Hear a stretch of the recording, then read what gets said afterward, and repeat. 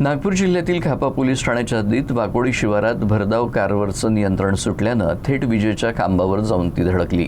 या भीषण अपघातात एक तरुणी गंभीर जखमी झाली आहे।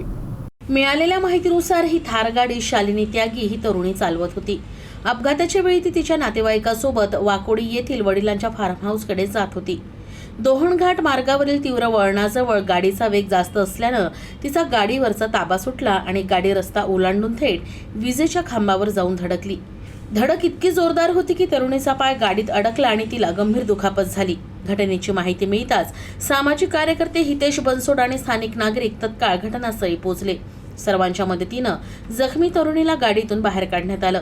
प्राथमिक उपचारानंतर तिची प्रकृती गंभीर असल्यानं पुढील उपचारासाठी तिला नागपूरला हलवण्यात आलंय, तर गाडीतील दुसऱ्या व्यक्तीला किरकोळ दुखापत झाली आहे। हा अपघात खापा पोलीस ठाण्याच्या हद्दीतील दोहणघाट मार्गावर घडला असून पोलीस या प्रकरणी तपास करतायत।